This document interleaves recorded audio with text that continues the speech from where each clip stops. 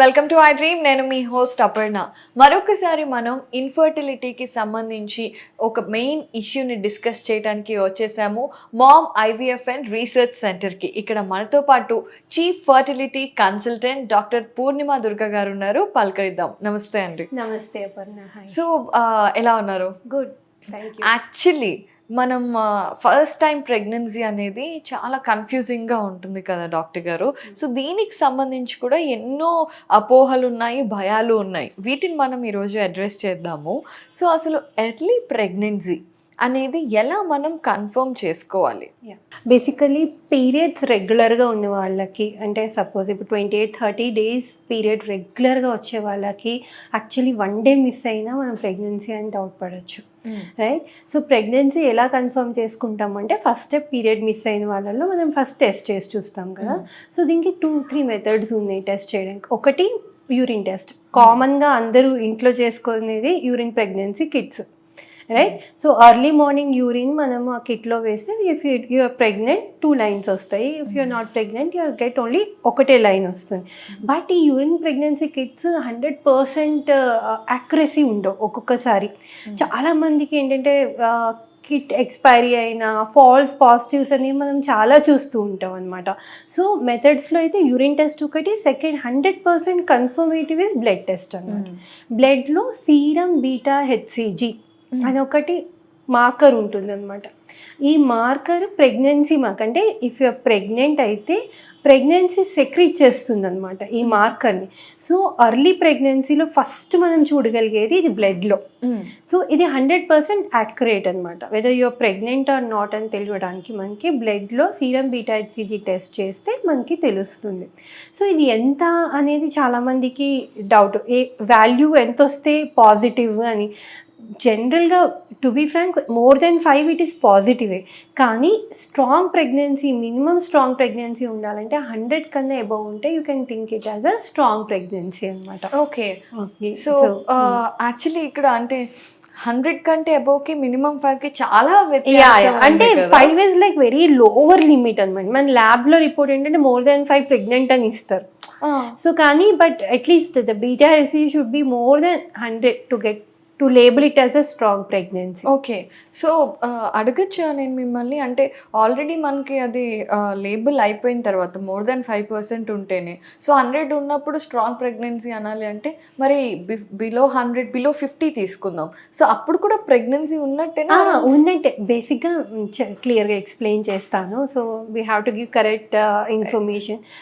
బేసిక్గా పాజిటివ్ ఉన్నప్పుడు, వాల్యూ తక్కువ ఉన్నప్పుడు మనం ఏం చేస్తామంటే రిపీట్ చేస్తాం టెస్ట్.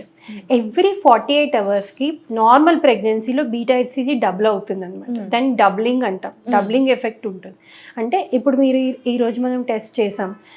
సో సపోజ్ ఈరోజు 10 ఉంది బీటా హెచ్సిజీ, 48 అవర్స్ తర్వాత ఈ should double, something like that.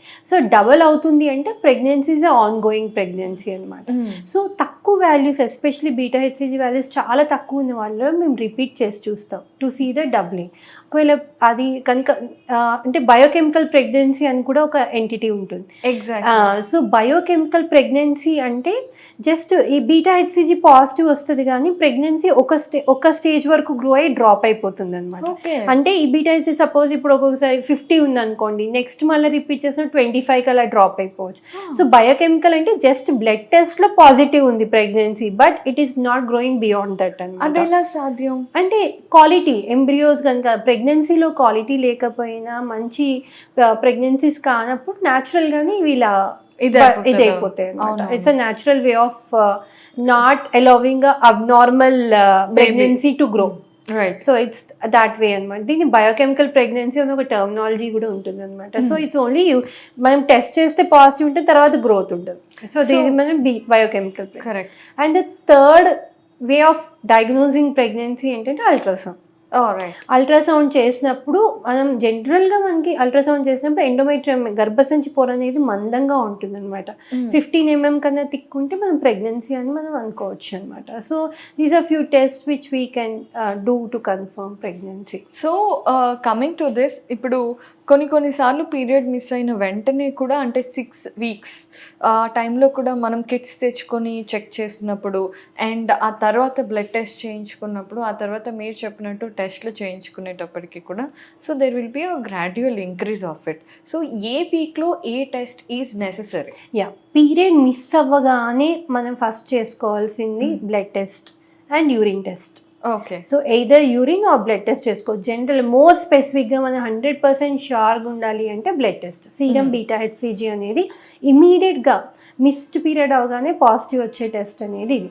Ultrasound అనేది అట్లీస్ట్ 6 weeksకి 6 weeksకి చేస్తే మనం చాలా ఇన్ఫర్మేషన్ దొరుకుతుంది అల్ట్రాసౌండ్లో. అంటే ఆ ప్రెగ్నెన్సీ ఎలా ఉంది, 6 weeksకి మనకి ఫీటల్ హార్ట్ బీట్ కూడా తెలుస్తుంది. అవునా? As early as 6 weeks we can see the heart beat of the foetus. Okay. So మనం వైబిలిటీ స్కాన్ అంటాం అనమాట. దాన్ని ఎర్లీ ప్రెగ్నెన్సీ స్కాన్ అని వైబిలిటీ స్కాన్ అని అంటాం. అంటే ఆ వీక్కి అట్లీస్ట్ ఫస్ట్ థింగ్ ఆ స్కాన్లో మనం ఏమేమి చూడొచ్చు, నెంబర్ ఆఫ్ ఫీటర్స్ అంటే సింగిలా ట్విన్సా అనేది మనకు తెలుస్తుంది, హార్ట్ బీట్ వచ్చిందా లేదా అనేది కూడా తెలుస్తుంది, బేబీ ఫార్మేషన్ ఎలా ఉంది, ఎన్ని వీక్స్, ఇవన్నీ మనకి ఎర్లీ ప్రెగ్నెన్సీ స్కాన్లో మనకి క్లియర్గా తెలుస్తుంది అనమాట. అండ్ డెలివరీ డేట్ కూడా మనకి కొంతమందికి ఏంటంటే మీకు పీరియడ్స్ మిస్ అంటే ఇర్రెగ్యులర్ పీరియడ్స్ ఉంటాయి కొంతమందికి. నేను రెగ్యులర్ పీరియడ్స్ గురించి వాళ్ళకి అసలు యాక్చువల్లీ ఎన్ని వీక్స్ అనేవి డిఫరెంట్గా ఉండొచ్చు. అంటే వాళ్ళ డెలివరీ డేట్ మనం ఎప్పుడైనా లాస్ట్ పీరియడ్ బట్టి క్యాలిక్యులేట్ చేస్తాం. సో ఈ ఇర్రెగ్యులర్ పీరియడ్స్ ఉన్న వాళ్ళకి ఓవులేషన్ అనేది కొంచెం లేట్గా అవుతూ ఉంటుంది. సో ప్రెగ్నెన్సీ అనేది కొంచెం లేట్గా కన్ఫర్మ్ అవుతుంది. వీళ్ళకి ఎర్లీ ప్రెగ్నెన్సీలో డెలివరీ డేట్ కరెక్ట్గా మనకు తెలుస్తుంది అనమాట. సో ఆ డెలివరీ డేట్ని కూడా మనం ఫాలో అవుతాం. అంటే సో ఇర్రెగ్యులర్ పీరియడ్స్ ఉన్న వాళ్ళకి మనం delivery estimated date of delivery అంటాం, ఈడీడీ అంటాం. సో దాన్ని కూడా మనం first scan is the best scan to calculate estimated date of delivery kuda. So these are few points which we take care during the first scan at 6 weeks appudu manam general ga first scan chestam. Okay, that's how ఆ week ki ala chesukovali. So early ప్రెగ్నెన్సీలో కూడా ఈ మధ్యకాలంలో చాలా complications చూస్తూ ఉన్నాము. మీరు అన్నట్టుగా కొంతమందికి ప్రెగ్నెన్సీ కన్ఫర్మ్ అయిన తర్వాత కొన్ని రోజులకే మనకి అబార్షన్ అయిపోవడం, న్యాచురల్ అబార్షన్ అయిపోవడం జరుగుతుంది. ఆ తర్వాత విపరీతమైన స్టమక్ పెయిన్ ఇవన్నీ ఉండడంతో వాళ్ళు ఇంకేదన్నా కాంప్లికేషన్ ఉందేమో అని కూడా భయపడుతూ డాక్టర్ దగ్గరికి వస్తూ ఉంటారు. సో యూజువల్గా మనకి ఈ ప్రెగ్నెన్సీలో ఏదైనా కాంప్లికేషన్ ఉండటం వల్ల లేదంటే ఎంబ్రియో వీక్నెస్ వల్లే మనకి అబార్షన్ అయిపోతుందా, జనరల్గా ఎస్. ఒక్కటి ఏంటంటే ఎప్పుడైనా ప్రెగ్నెంట్ పేషెంట్ సివియర్ పెయిన్ కానీ బ్లీడింగ్ కానీ కంప్లైంట్ చేస్తే ఫస్ట్ రూల్ వచ్చేసుకోవాల్సింది ఎక్టాపిక్ ప్రెగ్నెన్సీ. ఎక్టాపిక్ అంటే ట్యూబల్ ప్రెగ్నెన్సీ మోస్ట్ కామన్గా. అంటే ఎక్టాపిక్ ప్రెగ్నెన్సీ ట్యూబ్లోనే కాదు ఓవరీలో కూడా వచ్చే అవకాశాలు ఉన్నాయి, కానీ మోస్ట్ కామన్ సైట్ మాత్రం ట్యూబ్స్ అనమాట. సో ఎప్పుడైనా ఎనీ ప్రెగ్నెంట్ పేషెంట్ ఎర్లీ ప్రెగ్నెన్సీలో ఎస్పెషలీ ఎర్లీ ప్రెగ్నెన్సీలో సివియర్ పెయిన్ కానీ బ్లీడింగ్ కానీ కంప్లైంట్ చేస్తే మోస్ట్లీ మనం అది ట్యూబల్ ప్రెగ్నెన్సీ కింద డౌట్ చేయాలి.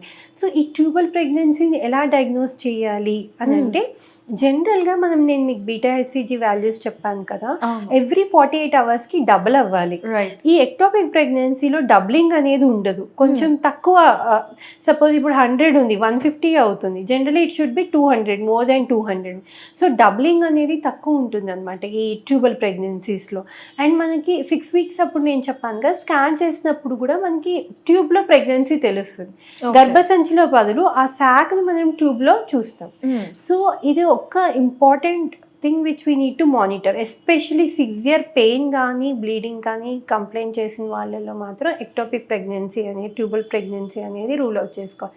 ఎందుకు రూల్ అవుట్ చేసుకోవాలి అంటే అర్లీగా డయాగ్నోస్ చేస్తే మెడికల్ మేనేజ్మెంట్తోనే దాన్ని క్లీన్ చేయొచ్చు. రైట్. అంటే మనం మెడిసిన్స్ ఇస్తేనే అది అబ్జర్వ్ అయిపోతుంది ట్యూబ్లో. కానీ అడ్వాన్స్ స్టేజ్లో అయితే అది రప్చర్ అవుతుంది. సో ట్యూబ్ రప్చర్ అయిపోతుంది, ఎందుకంటే ట్యూబ్కి అంత కెపాసిటీ ఉండదు. యూట్రస్ కెన్ ఎక్స్పాండ్ 9 months ప్రెగ్నెన్సీని క్యారీ చేసే కెపాసిటీ యూట్రస్కి ఉంది, కానీ ట్యూబ్కి లేదు. Tube is a very small tiny structure. So ఆ ప్రెగ్నెన్సీ గ్రో అయ్యేటప్పుడు అది రప్చర్ అయిపోయినప్పుడు హెవీ బ్లీడింగ్ అవ్వడము స్టమక్ అంతా. సో అప్పుడు ఎమర్జెన్సీగా మనం సర్జికల్ ప్రాసెస్కి వెళ్ళాల్సి వస్తుంది, ఎమర్జెన్సీ లాప్రోస్కోపీ చేయాల్సి వస్తుంది, ఒక లేకపోతే ఓపెన్ చేసన్నా దాన్ని ఆ ట్యూబ్ని తీసేయాల్సి వస్తుంది. సో వన్స్ అది రప్చర్ అయిపోయినప్పుడు ట్యూబ్ సేవ్ చేయడానికి అవకాశం ఉండదు. సో అప్పుడు వాళ్ళకి ట్యూబ్ ఒకటి పోయే అవకాశం ఉంటుంది. కాబట్టి ఫ్యూచర్ ప్రెగ్నెన్సీస్ కూడా ఛాన్స్ తక్కువ ఉంటుంది. అండ్ రప్చర్ అయినప్పుడు అది కొంచెం it is an emergency procedure అవుతుంది. So it is very important.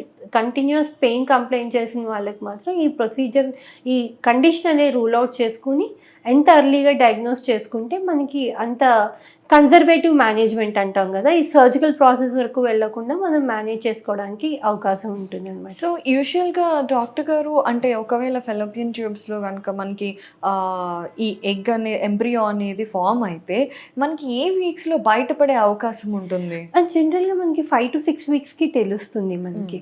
So miss అయిన ఒక 1 week 10 daysలో మనకి ఈ సిమ్టమ్స్ ఉన్న వాళ్ళల్లో మనకి డెఫినెట్గా స్కాన్ చేస్తే we could see some mass in the, మనకి ఒక చిన్న శాక్ ఉన్నట్టు ట్యూబ్లో మనం మ్యాక్సిమం ఐడెంటిఫై చేయగలుగుతాం అనమాట. ఓకే. సో అయితే కొంతమందికి ఫెలోపియన్ ట్యూబ్లో లేకపోయినా మనకి యూటరస్లోనే ఎంబ్రియో ఫామ్ అయినా కూడా రికరెంట్ అబార్షన్స్ చూస్తూ ఉంటాం. 2 months to 3 months గ్యాప్లో రికరెంట్గా అండ్ న్యాచురల్గా కన్సీవ్ అవుతారు అండ్ రికరెంట్గా అబార్ట్ అయిపోతారు. సో ఏంటికి అసలు కారణం ఏంటి? దీన్ని రికరెంట్ ప్రెగ్నెన్సీ లాస్ అంటాం. దీనికి మనం కాజెస్ అనేవి మనం డివైడ్ చేసుకోవాలంటే they are few causes for this. Mostly miscarriages కూడా అంటాం. చాలా మందికి హార్ట్ బీట్ ఆగిపోయింది, కొంతవరకు గ్రో అవుతుంది, తర్వాత హార్ట్ బీట్స్ ఆగిపోతుంటాయి ప్రెగ్నెన్సీలో. దీన్ని మిస్ క్యారేజెస్ అంటాం. అంటే ఈ ఎగ్ ఎంబ్రియో క్వాలిటీ కనుక, ప్రెగ్నెన్సీ కనుక క్వాలిటీ లేకపోతే న్యాచురల్గానే హార్ట్ బీట్స్ ఆగిపోతూ ఉంటాయి అనమాట. ఇవి ఎందుకు అవ్వచ్చు అంటే ఫ్యూ రీజన్స్. ఒకటి, ఫస్ట్ థింగ్, దీన్ని మళ్ళీ ట్రైమిస్టర్ అంటే ఫస్ట్ 3 monthsలో కాజెస్ ఏంటి, తర్వాత కాజెస్ ఏంటి అని కూడా మనం ఆలోచించవచ్చు. కొంతమంది 4th month 5th monthలో కూడా అవుతుంటాయి. మోస్ట్లీ ఫస్ట్ 3 monthsలో రికరెంట్గా ప్రెగ్నెన్సీస్ పోతున్నాయి అంటే మోస్ట్లీ జెనెటిక్ కాజెస్ ఉంటుంది. అంటే జన్యుపరంగా ఏమైనా ప్రాబ్లం ఉంటేనే మ్యాక్సిమం అలా అయ్యే అవకాశాలు ఎక్కువ ఉంటాయి అన్నమాట. 80% ఆ రీజన్. జన్యుపరంగా లోపాలు ఉంటే ఎలా తెలుసుకోవాలి మనం అంటే భార్యాభర్తలు జెనెటిక్ కౌన్సిలింగ్కి వెళ్ళాలి. జెనెటిక్ కౌన్సిలింగ్కి వెళ్తే రికరెంట్గా అలాగే అవుతుంది అంటే భార్యాభర్తలు ఫస్ట్ జెనెటిక్ కౌన్సిలింగ్కి వెళ్తే వాళ్ళు ఎనలైజ్ చేస్తారనమాట. అసలు ఏంటి, ఫస్ట్ మేనరికమా, ఏమన్నా మేనరికం పెళ్ళిళ్ళలో కూడా అబార్షన్స్ అనేది మనం ఎక్కువ చూస్తూ ఉంటాం. ఈ మధ్యకాలంలో చాలా తగ్గిపోయాయి, బట్ స్టిల్ జెనెటిక్ ప్రాబ్లం ఏమైనా ఉంటే ఫస్ట్ హస్బెండ్ వైఫ్కి జెనెటిక్ టెస్ట్లు చేసి ఎక్కడైనా వీళ్ళిద్దరిలో ఏమైనా లోపం ఉందా అనేది మనం ఫస్ట్ తెలుసుకోవచ్చు అనమాట. ఇలాంటి వాళ్ళల్లో ఐవీఎఫ్లో చాలా బెటర్ టెక్నాలజీ ఉంది. అంటే రికరెంట్ అబార్షన్, చాలామంది నాకు న్యాచురల్గా ప్రెగ్నెన్సీ వస్తుంది కదా ఐవీఎఫ్ ఎందుకు అంటే, దీనిలో ఐవీఎఫ్లో ప్రీ జెనెటిక్ స్టడీస్ అని ఉంటాయి అన్నమాట. ఇప్పుడు స్పెసిఫిక్గా ఏమైనా ప్రాబ్లం ఐడెంటిఫై చేసాం, అది ఆ పిండంలో ఉందా లేదా అని మనం ఐవీఎఫ్లో ట్రై చేసుకో తెలిసి అది నార్మల్ ఉన్నవే మనం తిరిగి గర్భసంచిలో పెట్టాలి. కరెక్ట్. సో అంటే అందరికీ అవసరం ఉండదు, బట్ ఒక 5% ఆఫ్ పేషెంట్స్కి ఈ ఆప్షన్ కూడా అవైలబుల్ ఉంటుంది. రికరెంట్ జెనెటిక్ ప్రాబ్లం ఉన్న వాళ్ళలో ఎస్పెషలీ. సో జెనెటిక్ ప్రాబ్లం ఉన్న వాళ్ళలో, డయాబెటీస్ ఉన్న వాళ్ళ, అన్కంట్రోల్ డయాబెటీస్, ఉమెన్కి డయాబెటీస్ ఉండి కంట్రోల్లో లేకపోయినా అబార్షన్స్ అయ్యే అవకాశాలు ఉంటాయి. థైరాయిడ్ హై లెవెల్స్లో ఉంది, కంట్రోల్ లేదు, ఇలాంటి వాళ్ళల్లో కూడా అబార్షన్స్ అయ్యే అవకాశాలు ఉంటాయి. యాప్లా అనే ఒక సిండ్రోమ్ ఉంటుంది, యాప్లా యాంటీఫాస్ఫోలిపిడ్ సిండ్రోమ్ అని ఉంటుంది. దీనిలో ఏంటంటే బ్లడ్ క్లాట్ అవుతుంది వాళ్ళల్లో. సో రక్త ప్రసరణ సరిగ్గా ఉండదు గర్భసంచికి. సో అలాంటప్పుడు కూడా బేబీకి ఏంటి, బ్లడ్ సప్లై బాగుండాలి. బేబీకి బ్లడ్ సప్లై బాగుంటే గ్రోత్ ఉంటుంది అనమాట. సో అలాంటి వాళ్ళల్లో కూడా అబార్షన్స్ అయ్యే అవకాశాలు ఉంటాయి.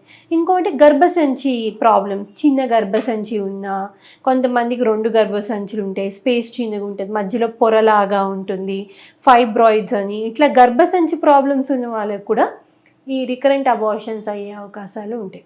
సో ఇలా రికరెంట్ అబార్షన్స్ అవుతున్న వాళ్ళకి మెయిన్ జెనెటిక్ టెస్ట్ చేయడం, ఈ మేల్ అండ్ ఫీమేల్కి జెనెటిక్ టెస్ట్ చేయడము, గర్భసంచి ప్రాబ్లమ్స్ ఏమైనా ఉన్నాయా లేదా తెలియడానికి లాప్రోస్కోపీ, హిస్ట్రోస్కోపీ చేసుకోవాల్సి వస్తుంది. దాని తర్వాత ఈ థైరాయిడ్, డయాబెటీస్ ఇవన్నీ నార్మల్, హార్మోన్స్ నార్మల్ ఉన్నాయా లేవో చూసుకోవాలా. యాప్లా నేను చెప్పాను కదా, యాప్లా సిండ్రోమ్, బ్లడ్ సప్లై యూట్రస్కి బాగుందా లేదా చూసుకోవాలి. కొన్నిసార్లు అన్నీ బాగున్నా ఒక 20% మందికి we don't know the reason yeah recurrent abortions. అవును. ఇలాంటి వాళ్ళకు కూడా ఈ ప్రీజెంటిక్ స్టడీస్ అనేవి ఉపయోగపడతాయి, చేయొచ్చు. హెల్ప్ చేస్తాయి అన్నమాట. ఓకే. సో ఎర్లీ ప్రెగ్నెన్సీ అనేది అంటే ఆ ఫస్ట్ ట్రైమిస్టర్ ఏదైతే ఉంటుందో చాలా struggling period to the becoming ఎవరైతే ఫ్యూచర్ మదర్ ఉన్నారో వాళ్ళకి అండ్ చాలా కేర్ఫుల్గా కూడా ఉండాలి. సో ఏమైనా టిప్స్ అండ్ ఉంటాయా మనకి కేర్ఫుల్గా? Basically now pregnancies are become అంటే treat pregnancy as normal physiologically. ఇప్పుడు అసలు ఏంటంటే ప్రెగ్నెంట్ అవ్వగానే ఫుల్ బెడ్ రెస్ట్లోకి వెళ్ళిపోతున్నారు. So that is not needed for everybody. నార్మల్గా be normal, take good food, మంచిగా ఫుడ్ తీసుకోండి, నార్మల్గా ఉండండి, టేక్ ఫోలిక్ యాసిడ్ సప్లిమెంట్స్, మనం డాక్టర్ ఇచ్చే మెడిసిన్స్ మంచిగా తీసుకుని స్ట్రెస్ తగ్గించుకుని మంచి స్లీప్ ఉండి have good food, that is more than enough. ఈ ప్రెగ్నెన్సీని అనవసరం ఓన్లీ ఫ్యూ పేషెంట్స్ నీడ్ రియల్గా వాళ్ళకి రెస్ట్ అది. సో నార్మల్గా న్యాచురల్గా వచ్చిన pregnancies early, so all pregnancies doesn't need that complete bed rest. Just follow few small tips. I think it will be normal healthy pregnancy. Okay అండి. అయితే లాస్ట్గా IVF ద్వారా మనం ప్రెగ్నెంట్ అయిన తర్వాత అప్పుడు ఎట్లా మనకి ప్రికాషన్స్ ఏం తీసుకోవాలి అండ్ కన్సెప్షన్ కన్ఫర్మేషన్ అంటే yes this is a successful IVF అనే కన్సెప్షన్ ఎప్పుడు మనకి వస్తుంది? మనం ఎంబ్రియో ట్రాన్స్ఫర్ చేశాక పిండాన్ని గర్భసంచిలో పెట్టిన తర్వాత మనకి 10 to 14 డేస్లో మనకి బీటా హెచ్సిజీ టెస్ట్ చేస్తాం. యూరిన్ టెస్ట్ కన్నా blood test is 100% confirmative, accurate అనమాట. బీటా హెచ్సిజీలో పాజిటివ్ వస్తే వీ విల్ మానిటర్, మళ్ళీ డబ్లింగ్ టైం చూసుకుంటాం. నేను మీకు చెప్పినట్టు అది కూడా బాగుంది అంటే మనం ఒక 6 weeksకి వి కాల్ ఫర్ ద స్కాన్లో వైబిలిటీ, హార్ట్ బీట్ వచ్చిందా లేదా చూసుకుంటాం అనమాట. బట్ ఐవీఎఫ్ ప్రెగ్నెన్సీకి నార్మల్ ప్రెగ్నెన్సీకి తేడా ఏంటని చాలా మంది అడుగుతూ ఉంటారు. ఓన్లీ ఏంటంటే ఐవీఎఫ్ ప్రెగ్నెన్సీలో ఏంటంటే మనకి నార్మల్ సపోర్ట్ ఉండదు. హార్మోన్స్ అనేవి ఇప్పుడు నార్మల్ ప్రెగ్నెన్సీ ఉందనుకోండి, మన body is ready to accept it and body produce that hormones to support అనమాట. బట్ ఐవీఎఫ్ ప్రెగ్నెన్సీలో ఏంటంటే వీ నీడ్ టు గివ్ ఎక్స్టర్నల్గా కొంచెం మెడికేషన్స్ అనేవి కొంచెం ఎక్కువ ఉంటాయి. ప్రొజెస్ట్రాన్ అనేది మెయిన్ హార్మోన్ అనమాట. సో ఈ ఐవీఎఫ్ ప్రెగ్నెన్సీలో మేము కొంచెం ప్రొజెస్ట్రాన్ సపోర్ట్ అనేది ఒక 10 to 12 weeks మాత్రం కంపల్సరీ ఇస్తాం. సో అదొకటి పేషెంట్ రెగ్యులర్గా కొంచెం ఆ సపోర్ట్ మెడిసిన్స్ తీసుకుని ప్రాపర్ డైట్ తీసుకుని స్ట్రెస్ ఫ్రీ ఉంటే I think IVF pregnancy will also be like a normal pregnancy with very less complication. Wonderful అండి. అంటే ఎర్లీ ప్రెగ్నెన్సీలోనే ఎన్నో డౌట్స్ ఉంటాయి, ఏం తినాలి ఏం తినకూడదు దగ్గర నుండి బెడ్ రెస్ట్ వరకు. సో అన్నీ క్లియర్ చేశారు. అయితే బిఫోర్ ర్యాపింగ్ అప్ దిస్, ఫుడ్లో స్పెషల్గా ఎక్కువ జ్యూసెస్ ఇవన్నీ తాగుతూ ఉంటారు కదా, what are the 2 best foods in early pregnancy అంటే ఏం చెప్తారు? Anything rich in vitamin C is always good. So ఇప్పుడు అండ్ ఎస్పెషలీ నాన్ వెజ్ తినే వాళ్ళు ఉంటే ఫిష్ హ్యాస్ డిహెచ్ఏ అంటారు. ఇప్పుడు చాలా ట్యాబ్లెట్స్లో డిహెచ్ఏ యాడ్ చేసి వస్తుంది. మన మదర్ హార్లిక్స్ యాడ్స్లో కూడా విత్ డిహెచ్ఏ అంటారు. DHA is a hormone which improves the brain intellectual. So fish is one very good non-vegetarian food which has the DHA అనమాట. సో అది తీసుకోవచ్చు. And any citrus fruits, all these antioxidants ఉన్న food ఏదైనా green leafy vegetables, these are very rich in antioxidants, iron and vitamin C. So main ఇవి follow చేసి plenty of fluids. ఎప్పుడన్నా మనం water content మంచిగా తీసుకోవాలి. ఏది తిన్నా మన డైజెస్టివ్ సిస్టమ్ మంచిగా ఉండాలంటే you have to take plenty of water. So no fancy diet అంటూ ఏమీ లేదు. రెగ్యులర్ డైట్లోనే బెటర్ ఫుడ్స్, క్వాలిటీ ఫుడ్స్ తీసుకుంటే ఆబ్వియస్గా ప్రెగ్నెన్సీ కూడా వండర్ఫుల్గా ఉంటుంది. చాలా చక్కగా వివరించారు. ఐ హోప్ ఫ్యూచర్ మదర్స్ ఎవరైతే ఎర్లీ ప్రెగ్నెన్సీలో ఉన్నారో వాళ్ళకి ఈ వీడియో డెఫినెట్గా హెల్ప్ అవుతుంది అని కోరుకుంటూ థ్యాంక్ యూ సో మచ్ అండి. Thank you.